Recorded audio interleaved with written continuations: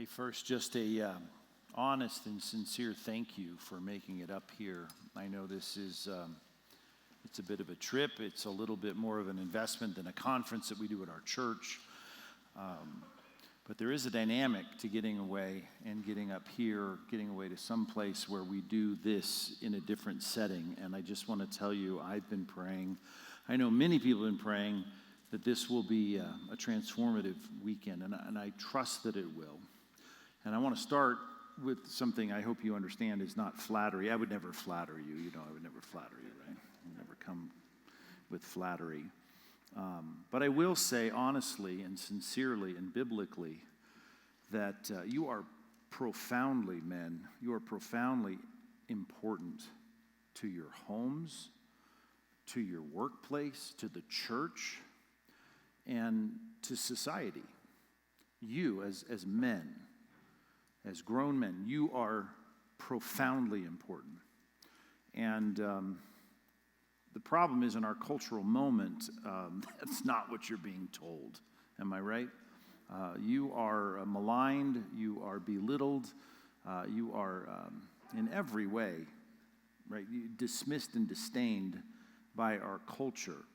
And certainly when it comes to standing up and doing what men are called to do in the home, in the church, at work, and in society, they're going to tell you that's toxic, that's wrong, that's bad, and we've got to address that. We've got to deal with that. It's the worst possible time for us in terms of blowback from at least Western culture at this point to be who we're supposed to be as men and serve that profound role as men in all of those spheres of influence.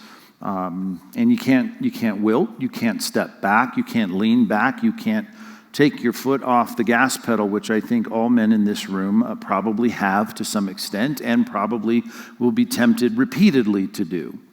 And you can't. To use the words of 1 Corinthians chapter 16, you need to be men. And the next line is, be strong. If you're not that, the church will never be what it's supposed to be. Your homes will never be what it's supposed to be. Your church and workplace and society, your neighborhood, it will not be what it's supposed to be if you do not boldly fulfill your role.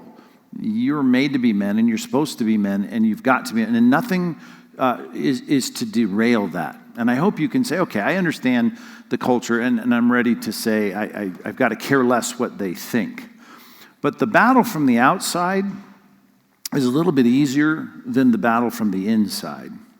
And the inside, and here this may be counterintuitive to you, it's the kinds of things that I think get us as men, the masculine problem of our emotions, which is anger, irritation, frustration.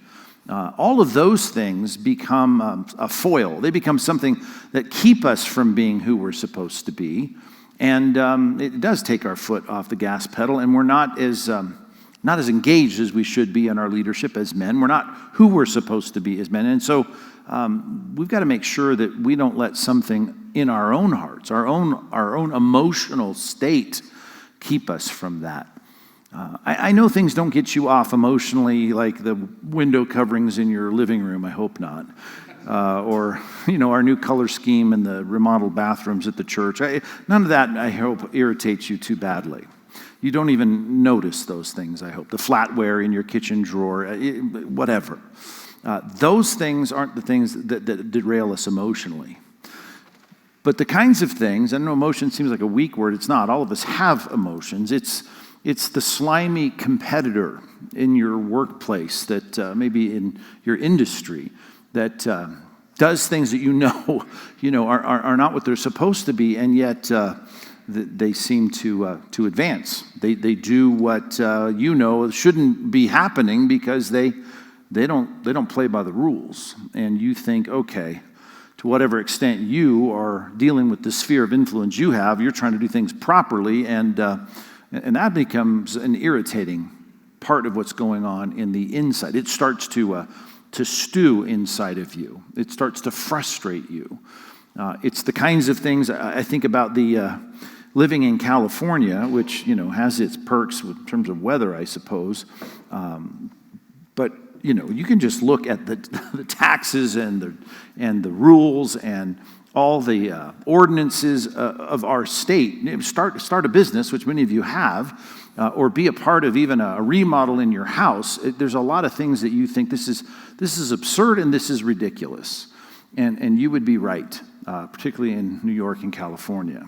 And speaking of New York, you look at the asinine decision-making of young people that are ignorant and uninformed, doing things and collectively making decisions, and you start realizing, how are we supposed to function? How are my kids or my grandkids supposed to live in the world when they seem to win the day in the majority, at least those that get out and vote? How are we supposed to look at all this and not have this start to chew the inside of us up with a kind of frustration that I guarantee you it'll remove your motivation.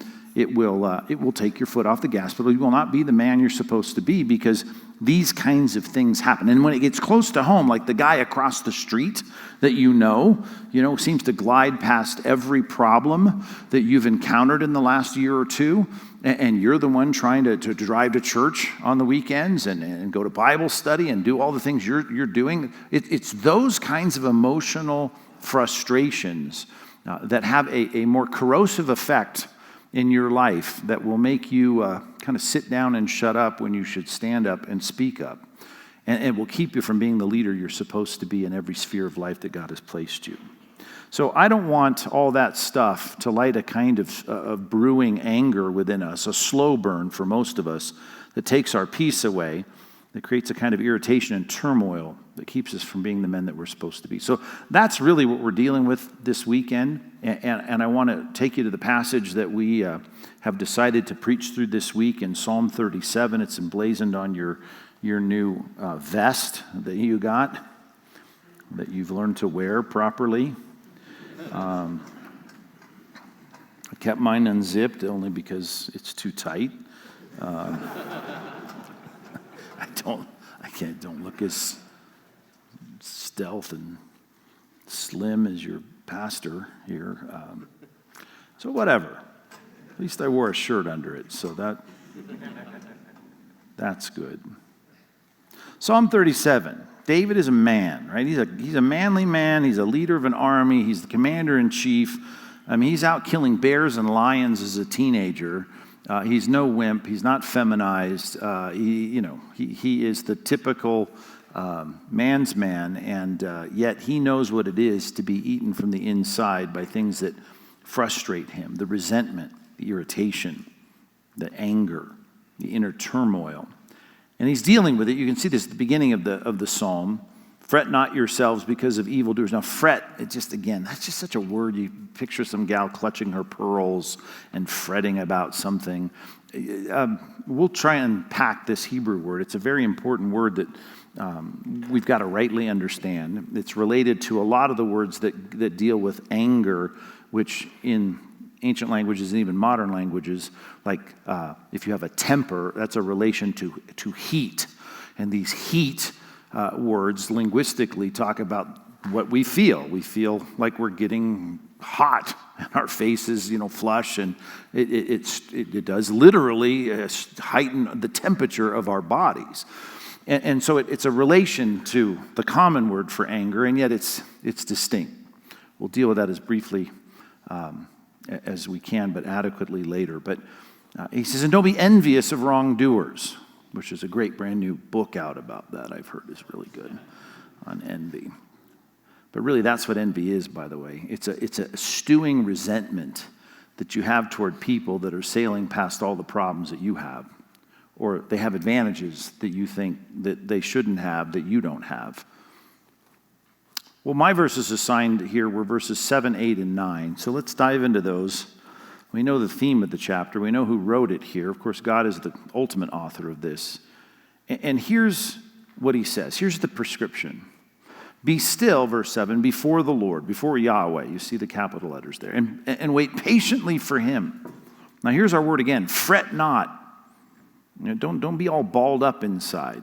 Fret not yourself over the one who prospers in his way. That's hard enough if it's Cain and Abel. But then he says, over the man who carries out his evil devices. A lot of times think about envy when someone does something good and gets an advantage, and you are not as good as he is or didn't do as well as he did, and you get envious and resentful. But, I mean, it's even worse when someone you know is doing the wrong thing, an evil person, which we see all the time if you keep track of the news. Refrain from anger. Now, there's a different Hebrew word, but it's all related to the idea of this frustration that we have. And he says, and forsake wrath. There's another word, by the way, all related to the same concept. And here's the third one again. Fret not yourself. It tends only to evil. For evildoers shall be cut off. And we've got other preachers preaching this weekend that are going to drill into that. But I've got to touch on it here at least tonight. But those who wait for the Lord, that's how we started in verse 7, in our little section here, shall inherit the land. So you get the idea here, but I want to start with something that I think we need to say, even though we don't need to spend long on it, and that's the bad man, the evil man, bottom of verse 7, prospering in his way, carrying out evil devices, seemingly on the freeway of his life. There's no encumbrance, there's no barriers. He's doing the wrong thing, and he's doing well. And he seems to have all the advantages, and he doesn't have the disadvantages or the roadblocks that you have. And we can get real specific. He makes more money than you. He's got a better wife than you.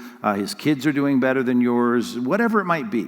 He's got better, upward mobility in his career than you. And you look at him and you say, this guy's doing all the things that I hear at church you're not supposed to do. All the things the Bible says you shouldn't do.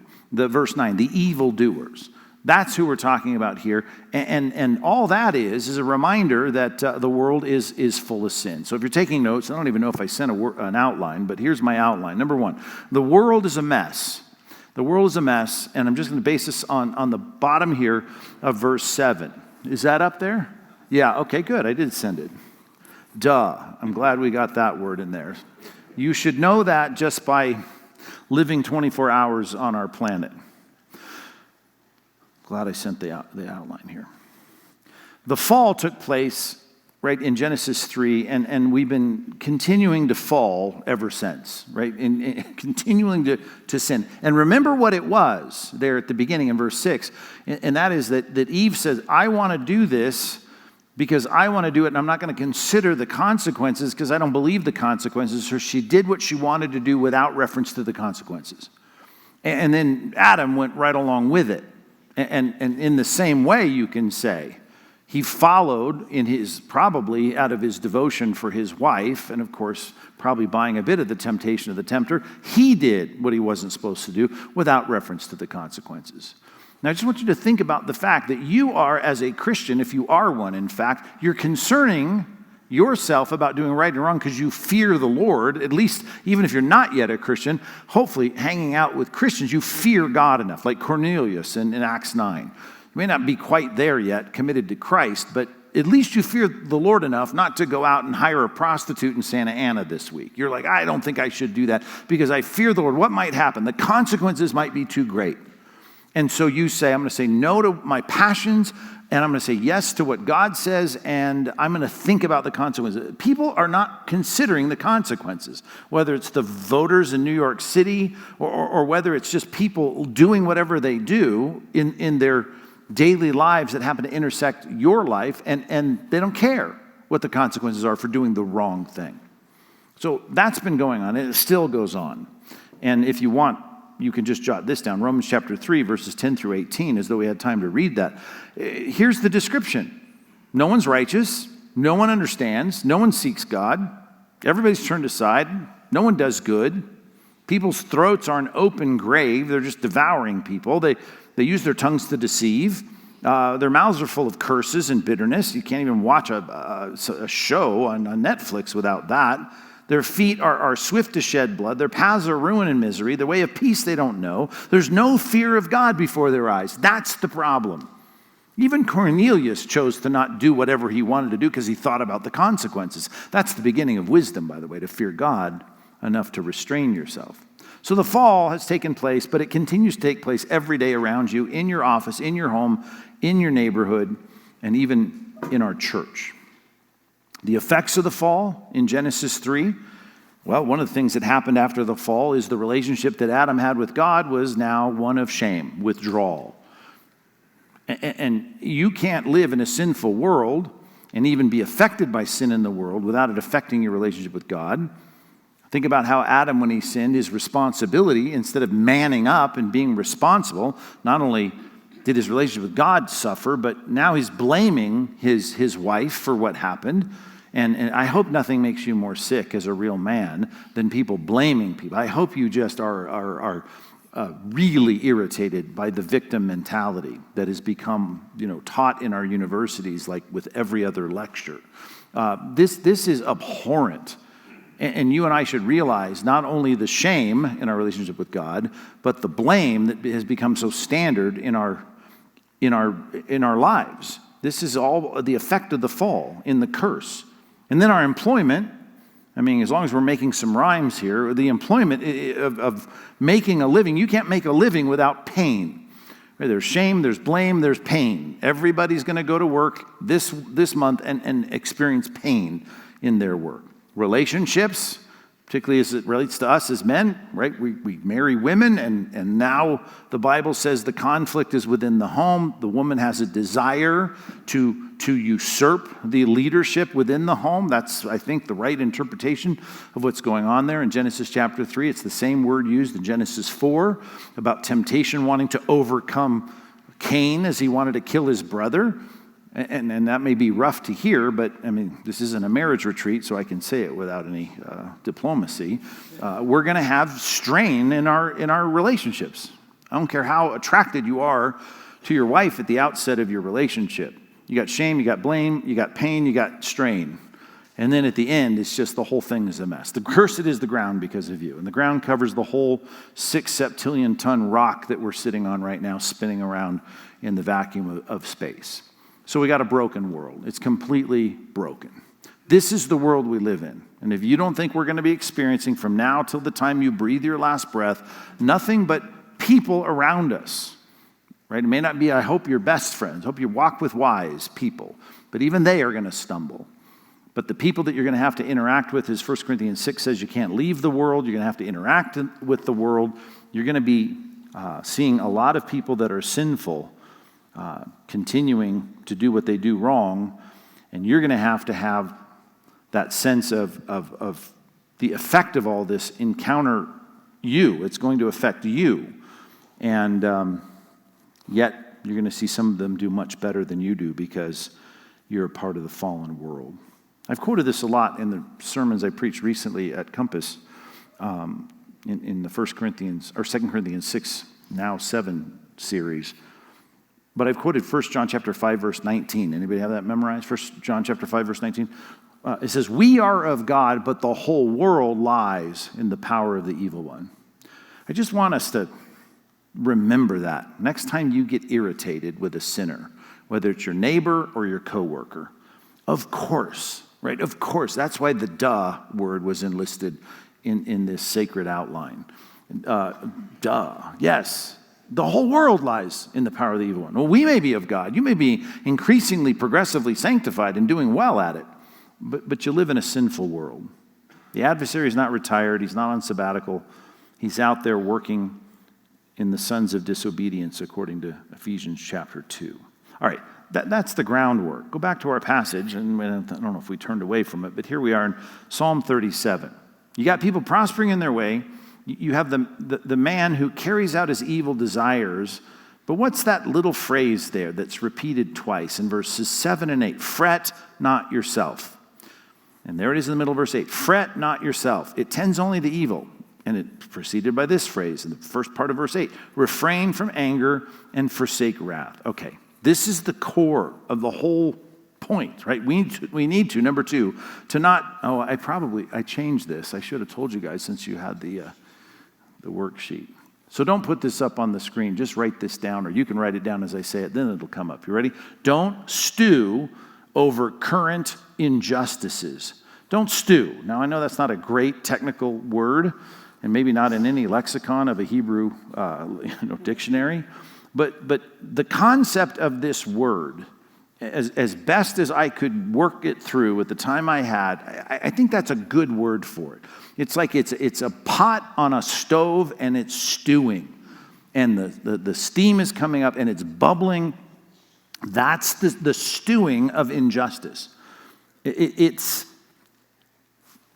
like a sink that gets dirty. Now that takes away the heat element of it. But when a sink gets dirty, right, the point is not to let that dirty sink overflow, right? It's to take good water, fresh water, and to rinse it out. You don't plug the drain. You rinse it out. When it's dirty, you rinse it out. I hope that's, I know we're men, but hopefully eventually we clean our sink. Because if it's gross, you clean it. You don't just stop it up and let it overflow. The stewing, right, assumes this, that you're not working to clean this out. Because I can preach sermons about indignation, and that's a good word. Anger, right, and I've often said, and let's just jot this reference down, Psalm chapter 7, verse 11. Psalm chapter 7, verse 11. Right, our God is a righteous judge. He feels indignation every day. So if I ask you, is indignation sin, right? Is that kind of anger sin? You'd say no, because God does it every day. And of course, in Psalm 119, David says, I'm seized with hot anger toward the unrighteous. He says, I'm indignant toward those who break your law. So you can't watch the news or hear news about what's going on in your industry across town, or maybe someone in your office that does something that is wrong and not feel anger. But the goal is to be angry, Ephesians chapter 5, and not sin. Be angry, but don't sin. And so it's not angry to sin. Matter of fact, if you look at all the times the word anger is used in the Bible, over half of them, over 50%, are attributed to God. God is getting angry. And I know this, right? If God gets angry and I'm supposed to be godly, well, then I'm going to get angry. Now, I know one thing about God. He has the right to ultimately express his anger to settle the score. That's called the coming judgment. And I'm supposed to leave room for the coming judgment of God. So I'm not the judge. I can't ultimately dispense justice, right? I can't. I might be a magistrate or a servant of the civil society. And in some sense, I'm carrying out God's justice in some way, as Romans 13 says, not bearing the sword for nothing. But I can't in my relationships sit here now and say my job is to be angry and vent my anger. It's not time for the stirring of the cup of the wrath of Jim or Bob or Mike, right? That's not the job, right? The wrath of God is going to be poured out full strength, but not ours. So we're going to get angry like God gets angry. He's storing up wrath for the day of God's wrath, to quote Romans chapter 2. I'm supposed to not store it up. I'm supposed to somehow drain it out. And in this text, he's talking about our anger. And if I hope I've done enough in the introduction here in the first point to get you to think about situations that may get you irritated, get you annoyed, get you frustrated because it's wrong. Could even be with your spouse. It can be with your kids. It can be with your parents. It might be, with your coworkers. But in that anger, I just need to say our challenge here is to not stew over it. Number one, I shouldn't be angry about anything but sin. If I'm going to be angry and not sin, I can't start being angry about something that's not sinful. But now that I know it's sinful injustice, I can be angry, but I got to deal with it so that I don't let that bubble over. I'm not supposed to stir that up. I'm not supposed to turn the heat up on it. 4 things. Here's the way we see this live out, and this is worth looking at. Wow, I got time, so let's do this. I'll try to quit preaching before you quit listening. I will. I'm attentive to that. I've preached enough times in my life to know when you stop listening. Let me give you 4 passages in the Psalms. Let's just walk through these in order, canonical order. Psalm 10. Go with me real quickly to Psalm 10. Here's the first thing, just what I've already said in kind of watching things go on. You watch the news, you watch politics, you watch whatever, even church news, denominational news. When things happen and you watch them happen, okay, here's where the stewing can start to bubble up. Verse 1, why, O Lord, do you stand far away? Have you ever felt that way? Like, why are you letting this happen?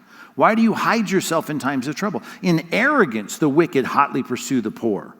Let them be caught in the schemes they've devised. Of course, that's what you want. And there's anger in the second half of verse 2. Verse 3, for the wicked boasts of the desires of the... I hope there's nothing that makes you more angry than watching the evildoers boast and be arrogant. Am I right? This is frustrating. And here the psalmist says that's the problem. God, where are you in all this? And the greedy for gain curses and renounces the Lord. Now you're going to make it, some reel or some post about, being against God or mocking Christianity. Verse 4, Psalm 10:4. In pride in his face, the wicked does not seek him. All his thoughts are, there is no God. And yet, verse 5, his ways prosper at all time. Your judgments are on high. They're way up there. They're way up in the sky. They're above the clouds. Out of his sight. He didn't even see them. He didn't feel them. He doesn't sense them. He didn't even think you're there. As for all his foes, he puffs at them. He's not afraid. He's arrogant. He's proud. He's not even afraid anybody's ever going to challenge him or win an argument with him. He says in his heart, I shall not be moved. Throughout all generations, I shall not meet adversity. His mouth is filled with cursing and deceit and oppression. Under his tongue is mischief and iniquity. Reading these Psalms like this at least get us to say, this is nothing new when I feel this. This is normal to feel this. Okay? But this is the kind of provocation that's going to come. So it starts with us just having to watch it. We watch it. Now go to Psalm 49. When you see it happening, okay, the heat's being turned up. I'm starting to feel the anger. I'm starting to feel the frustration, the irritation, the injustice of it all. Psalm 49. Now it starts to touch your life in a particular way. One thing for me to watch the newsreels and then turn them off. And then I go about my work. But what if it's happening in your sphere of influence? Psalm 49:5. Why should I fear in times of trouble? Okay, well, there's some turnabout in this phrase. When the iniquity of those who cheat me surrounds me. Okay, well, I hope you're going to get to saying what the first part of verse 5 says, but I'm going to say I'm really focused on, if I'm new to this psalm, that's the problem. When the iniquity of those who cheat me surrounds me, and those who trust in their wealth and boast in the abundance of their riches. When people have an advantage, I don't know, I've been sued. Have you been sued? You've been brought into a deposition, people attacking you. Sometimes in my position, they attack and sue for however much they figure out your insurance coverages are, right? And you know it's unjust, and you know it's lying, and then you get mad at your insurance company for trying to settle for these things. It makes you angry. Now this touches your life. I remember as a young pastor, this were the most frustrating days of my early ministry, is having people come after the church just to get a paycheck and to make up lies to try and somehow advantage. And they do it all. Those who cheat us, they surround us. So watching it, Psalm 10, right? Experiencing it start to intersect your life, Psalm 49. Now go to Psalm 73, which if you know your Bible, you know I'd get here. This is when it really gets under your skin. This is when it just starts to, now it's in my bloodstream. Psalm 73, let's start in verse 3. I was envious of the arrogant. It's gone from, I don't like this, I don't think it's right, God, stop it. Now I'm sitting there going, well, what if I don't know why I'm doing what I'm doing. I mean, that's crazy. I mean, here is the psalmist saying, I'm envious of the arrogant. I don't know, it's hard, even in a small group, to probably admit that. When I saw the prosperity of the wicked, there's got to be times when you struggle with temptation so hard, and you think, what am I doing? This is rough. And look at them. They're advancing. God seems to not even care that they're doing the wrong thing. I saw the prosperity of the wicked. They have no pangs until death. Their bodies are fat and sleek. Now, I know that sounds like a slam, but in that day, right, you were skinny if you didn't have a lot to eat, and you were fat if you were filthy rich. Well, they're not in trouble. They're not in trouble as others are. Seems like the worst people, the arrogant people, the wicked are better off than everybody. They're not stricken like the rest of mankind. Therefore, pride is their necklace. You look at their face and all you see is pride. Violence covers them as a garment. They don't care about oppressing people. They don't care about doing the wrong thing. They don't care about breaking the rules. Their eyes swell out through fatness. Again, that seems like a bad thing, but in those days, that was like, wow, you must have so much to eat. You're a rich man. Their hearts overflow with follies. They scoff and speak with malice lofty. They threaten oppression. They set their mouths not just against people, but against the heavens, and their tongue struts through the earth. This is the kind of where the temperature is so high, you start losing your sleep. It starts affecting your eating. It's like I'm really, really torqued. And I've had a few seasons of my life, and I'm sure many of you, if you thought about it long enough and you've been a Christian a while, this happens. It's a hard thing when all of this injustice gets under your skin. Now, there's one step that's even further, just happens to go in canonical order. Go to Psalm 94. Psalm 94. Psalm 94. Look at verse 3. It starts to get to affecting your relationship with God. Right now, you start to question God about it. And it starts to be not just a flippant, like, one-off statement, like, God, why? But it starts to now be like, no, I mean it, God. It's like Job. I really need a day in court with you. Like, why is this happening? When it gets personal, when it gets under your skin. Now, Psalm 94:3. God, Lord, how long shall the wicked exult? They pour out their arrogant words, and all the evildoers boast. They crush your people, O Lord, and afflict your heritage. They kill the widow and the sojourner and murder the fatherless. They say the Lord does not see. All of this, it gets to a place where the calling out to God, how long are you going to let this happen? And if you keep reading in these kinds of Psalms with this theme, you see it gets to the place where it's affecting them the way it affected Job in his relationship with God. Of course, Job, it was the ultimate injustice because it was happening in his body, his health, and his wealth, and his family. But there's a time when just observing the injustice of the wicked prospering, that you go from watching it to having it experience your life, to getting under your skin, to it really affecting your relationship with God. I've heard it very recently. People saying, I don't even know if I want to go to church anymore. And all of it is stemming from something like this. All right, under this heading, because it's the real meat of the sermon, let's then look at the problem with letting this stew. 4 things now in response to that. What's the problem, okay, of just letting this, not dealing with it, not rinsing this out, not unplugging the sink? Okay, well, the first thing is you're going to get angry, and that anger is going to, there's going to be, as it says in the fruit of the Spirit, at least as it's translated, the outburst of anger, or fits of rage, or however it's translated in the ESV, which is interesting. It's just the word thumos, but it's as a noun and it's plural. No, the fruit of the Spirit is angers, and the point is it's an episode of you getting angry, and that's why it's a good translation to say an outburst of anger or a fit of rage. Okay, let me just read for you this, and jot it down if you're note takers.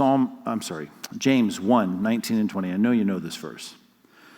James says, know this, beloved brothers, let every person be quick to hear, slow to speak, slow to anger. Why? Because the anger of man does not produce the righteousness of God.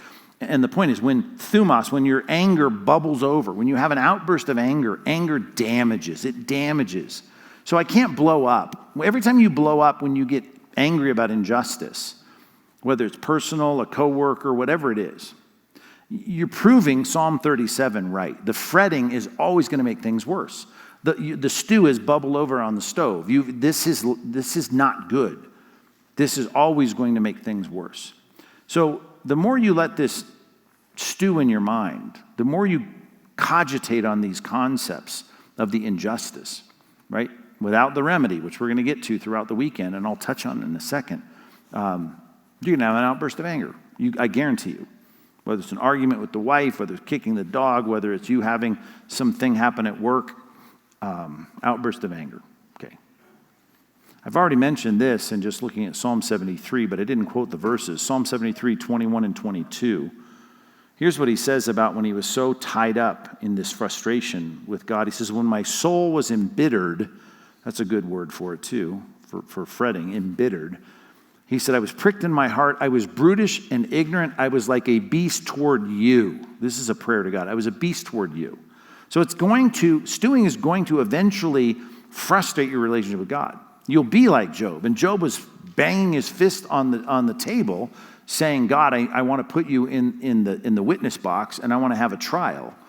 it's not going to do well for your relationship with God. So anger bubbling over is going to damage your relationship with people. Letting the stew in your heart is going to damage your relationship with God. Absolutely.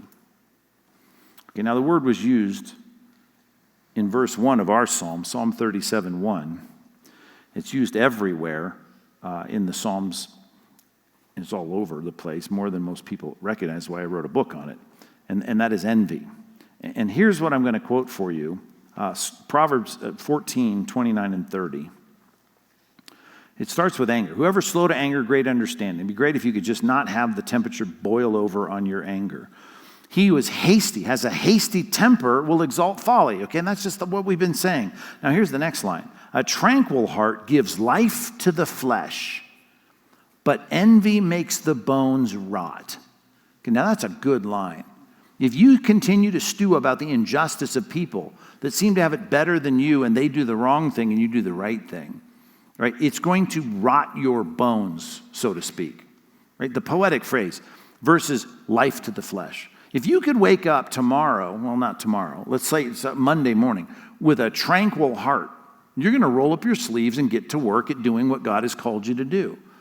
If you're stewing with injustice in your heart, whatever it is, observing it from afar, across the country, in the news feeds, in your life, your neighbor, your coworker, right, your slimy industry competitor, if that's what's going on in your heart, it's going to rot your bones. What does that mean? I put it this way. Envy is going to sap your motivation. It's going to drain your drive. You're going to lose your energy to work, to do the good work. You're going to be obsessed with other people's wins and the injustice of what God is allowing instead of you pouring all your emotional energy and all your internal energy into what God's called you to do. And that's the whole point of this whole series this weekend. To be a man that you're supposed to be, you can't be crippled by this feeling.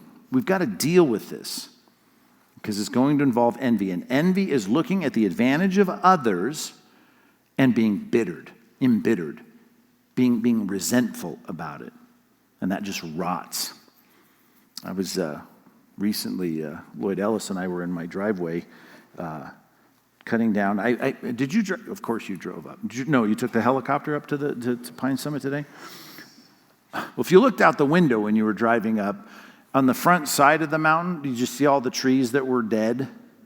Right? And I remember coming up years ago when that was happening, and I thought it was fire, and there has been some fire, but that's because of the bark beetles. Have you heard about this story? Some of you know this? Well, I got them in my driveway. I've got some, I only learned this recently because I'm not a gardener. I'm not retired yet, so I'm not a gardener, but I have what I've learned are liquid amber trees, and they attract when they're distressed, and that's another word I would never use about a plant unless I had to research this recently. I'm not retired. I still work every day. A distressed tree will attract these beetles, these bark beetles, and they've invaded my trees. And so what they do is they bore these holes into these branches. So, Lloyd had his big man lift, boom lift, whatever he calls it, and so we go up in this carriage, this whatever they call it, the man lift, and start cutting off all of these branches. And I got my little chainsaw out, and we're doing this. And as we're doing it, we had this appropriate to Halloween week, I guess. We would cut a branch. I mean, it could be sometimes, this big, like 6 inches across, and out would come a gigantic hairy beetle would crawl out of the middle of it. So I started cutting them at arm's distance because it was gross. And what was amazing, you would cut it and cut it and cut it and cut it down where there was no leaves. They looked like these trees that we just passed on the highway up to Big Bear. And they were just these perfectly bored holes all the way down the branches. Now, you retired guys, someone's going to know about this and talk to me afterwards about it. But fascinating. And I thought to myself, that's exactly the concept of what this does. It rots your bones, right? It's like the beetles boring through those branches. And guess what happens? And again, I learned about this because I'm not retired, but I have dying trees. My wife doesn't want me to cut them down, and I desperately want to cut them down. It's one of the problems in marriage, as I said at the outset. Because if it were my house and I didn't have a woman living in the house, I would cut them down. But they're so beautiful in the fall. Okay. They're infested with cockroaches, man. That's what it is. Like, just want to burn them where they're at. But I digress. What's the point? Not sure at this point what the point was. Rot your bones. That was the idea like 10 minutes ago. But we had drilled way down on the concept by then. What was the last thing I said? Yeah, cut them bra. Yeah, all that. I went through all that. All that's covered. I don't know where I was going next, but yeah, that's true too. All right, well, you finished that part of the sermon yourself. Maybe I should retire. Maybe that's. I can be an arborist full time. All right. Yeah, let's not let that happen. Don't let it rot your bones. Or if I were writing the Proverbs, which of course God would never have me do that. Yeah, it's like a bark beetle drilling into your tree branches. Yeah. Don't let this stay here. We've got to drain this out. We'll talk about how in a minute. And one last thing. Let me just give you one last verse of your note taker. Luke 12:45. And this is really a transitional subpoint because it gets us to our third point.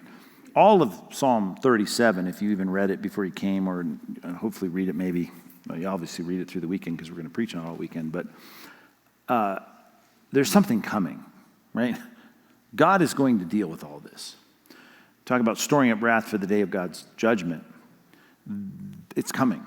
So what do we need? Patience. The whole point is patience. And if you're impatient, according to Luke 12:45, and here's how it's put, if the servant say, and this is an analogy about Christ's return, if the servant says to himself, my master is delayed in coming, well then he starts to do all these things he shouldn't. He beats his fellow male slaves, servants, female servants, he begins to eat and drink and get drunk. In other words, he's not focused on the task that the master has given him because he's impatient and he thinks, it's never going to get solved. See, all that does is continue to brew this kind of frustration because it's hard to be the servant when the master's gone, and that's the whole analogy of the Christian life. The master's gone, right? He's ascended. Now he's not here. I don't have to look into the brown eyes of the Messiah. Right? Now, I'm not Peter here getting direction every day from the living Christ. I have to look at his word, and the Spirit of God is indwelling my life, but still it's prompting and conviction. It's not like Christ is standing here. We're waiting for the appearing of our great God and Savior, Jesus Christ. So what's the point? I have to wait, and I have to wait for this all to be dealt with. If I'm impatient, or I don't think it's going to happen today, tomorrow, next week, then I will compromise. Impatience leads, I put it this way, to abdication. Abdication of what I'm supposed to do. The servant ceases to be a faithful servant when he thinks that, it's never going to get solved. If you think there's no hope, let's just think about I don't know why it's on my mind, probably because I've been reading about, the mayoral race in New York. And if that doesn't make you mad, I'm just thinking to myself, if you think, well, whatever, right? It's never going to be fixed, right? It could be fixed, could start to be fixed tonight. You know what I'm saying? Christ said, I'm going to come and grab my church, and then I'm going to pour out all these bowls, all these seals are going to be broken, all these trumpets are going to be sounded, and I'm going to start to destroy those, right, who've been out there destroying God's people and the truth for 2,000 years. So here is this last generation that is the target of God's wrath in a very special way to make a point, and all of that could start tomorrow, could start tonight. So if I'm no longer saying Maranatha or praying the prayer he taught us in Matthew 6, right, your kingdom come, your will be done on earth as it is in heaven. If I don't have that perspective, then I'm going to continue to stew because I'm thinking it'll never be changed. It'll never get right. That leads me to the third point. Back to our passage, if you turned anywhere, go to the beginning of our text. It started with this word, be still before the Lord. And that's not, you got to stop moving around. It's you can't be freaked out. You have to wait patiently for him. Stop being balled up. Stop being all stewing and brewing and angry and bubbling over. Be still before the Lord and wait patiently for him. Now, verse 9, for the evildoer shall be cut off. And there's a lot in this chapter about it. I'll leave it for the other guys to tackle. But They're going to be dealt with. It will all be dealt with. But you, here's my part I'm preaching, for you are to wait on the Lord. And guess what? You will inherit the land. And there won't be a socialist in it. They're all going to be capitalists, trust me. Read about the eternal state. It's based on meritorious compensation. I know some of you may think, oh, that's not what I learned at my Bible college. Yeah, you can drink from the water freely, right? Drink without cost. I get that, right? Salvation is free. But God is rewarding us according to what we have done. That's a different set of passages and sermons. Where's Pastor Kellen? Do I really have until 10 till? Is that what you said? Oh, good. I could preach a couple more sermons here. Here's the third point. Might as well get to it. We need to wait patiently for God to settle up. He's going to settle up. And that is hard. The godliest Old Testament prophet, according to Jesus, was John the Baptist. And John the Baptist struggled with this in Luke 7. He sent two of his messengers to Jesus and said, are you the one or should we look for another? Does that ever bother you? If anyone should know this is the Messiah, it should be John the Baptist. But he said, should I look for another? Why? Where was he? He was in Perea. He was across the Jordan in prison, in a famous Herodian prison. No wonder he's thinking, are you the guy? Are you really the one I read about in the book of Isaiah that's going to bring justice to this world? Because it seems like the good guys are losing right now. And when you feel like the good guys are losing, all I'm saying is you're going to have to wait patiently. That's the whole point. Don't freak out. Be still. What does that mean? Be steady. I need steady men who are strong, who don't let their emotions get in the way of doing what they're supposed to do. Strongly with a good attitude. That's the point. The Lord. It's his proper name here. That's why you have the capitals, small cap O, small cap R, small cap D in verse 7. It's just his formal name. You see it again in verse 9. It's kind of a nicely parenthetically put together in this passage with his name. Just remember the fullness of that. And I just want to remind you who he is. He's large. He's in charge. He's got all the power. He's got all the authority. And that just led me in my mind to Psalm 96, because whenever I think about, well, we should rightly respond to that, God. We should wait patiently for him. We should trust in him.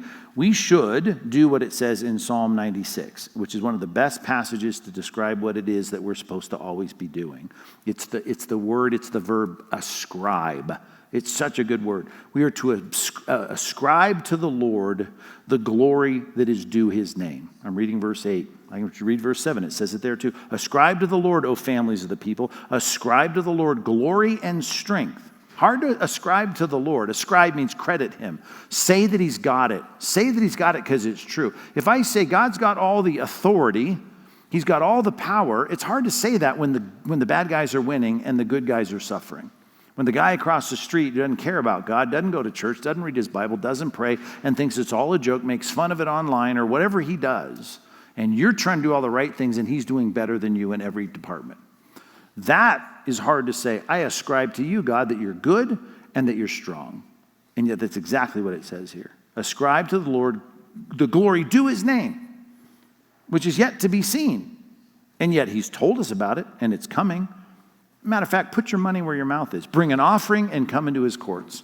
Worship the Lord in the splendor of holiness. Tremble before him, all the earth.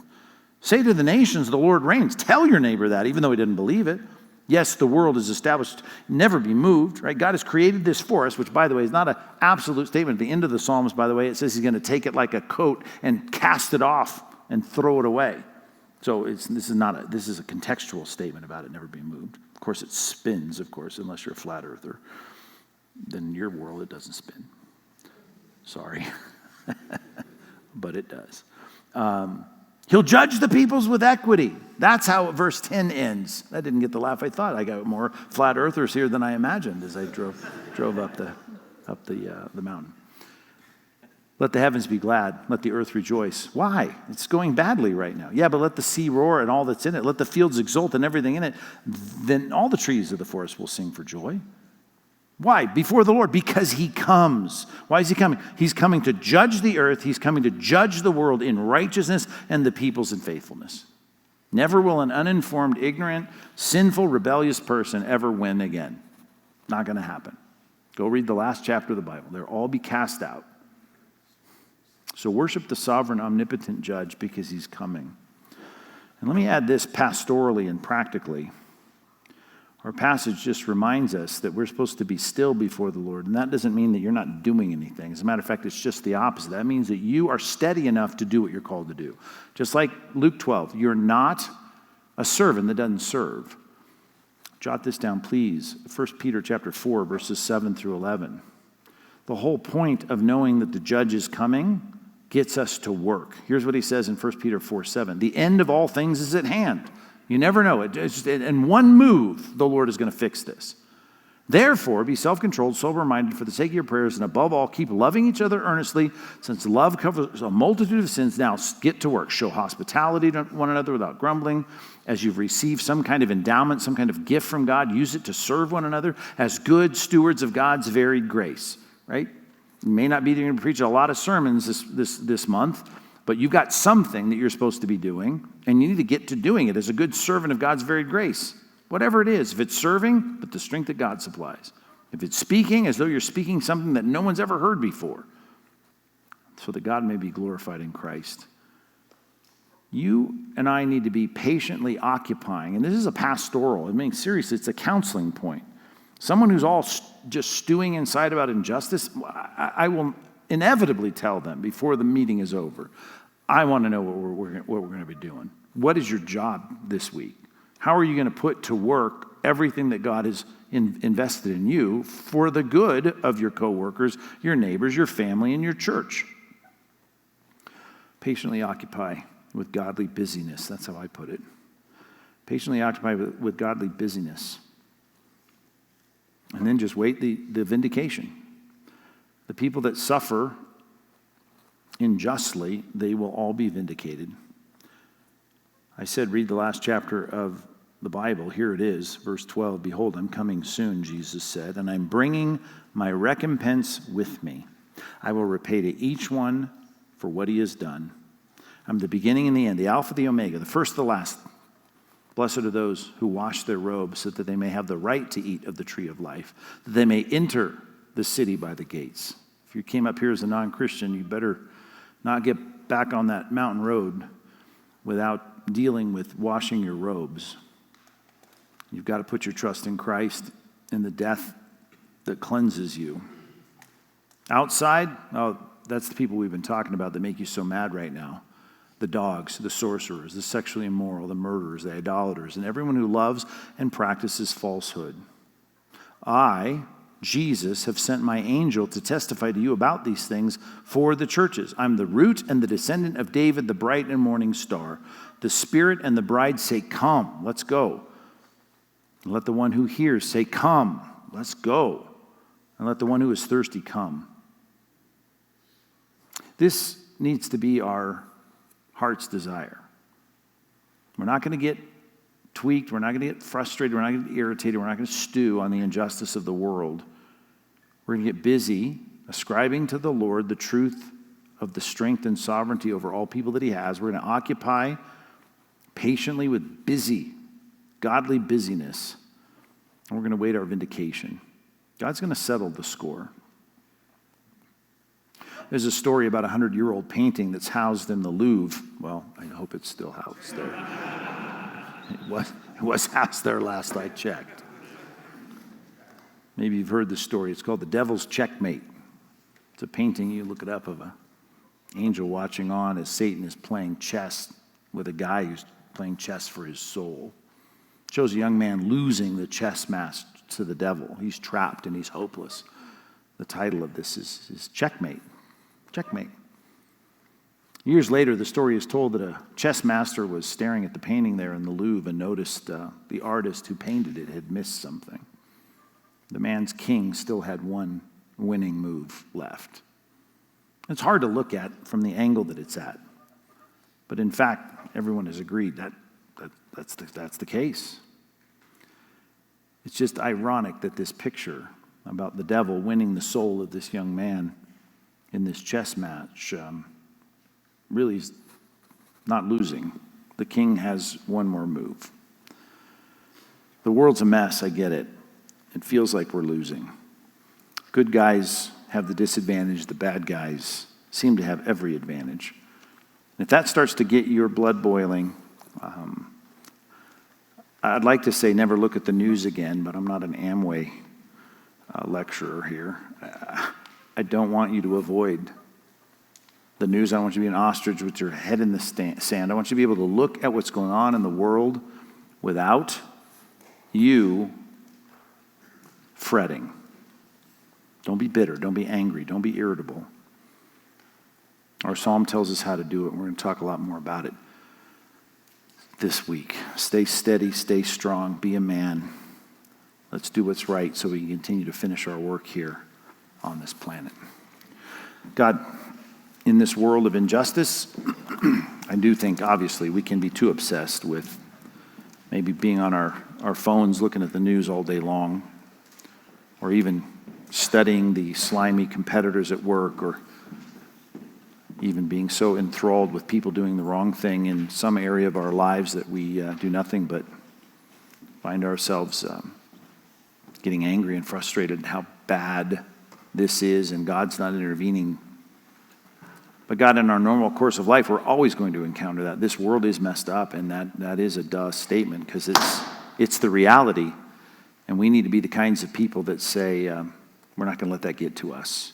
Fretting, it only tends to evil, especially when it boils over into anger, or it gets us frustrated at you, or makes us feel like everybody's got a better life than us. Why don't we have it better? And all of a sudden now we're just really talking like a brute.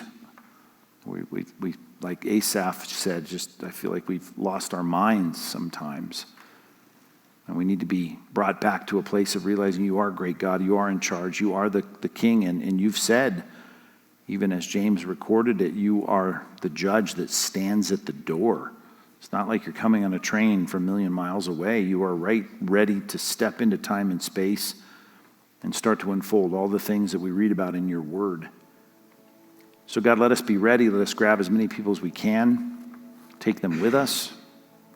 Let us put our hand to the plow and do the work you called us and equipped us to do. And let us not have our emotions, even though they may be feeling like really manly emotions. May they never get in the way of us doing what you call us to do. Let us be productive Christians with a good attitude, I pray, in Jesus' name. Amen.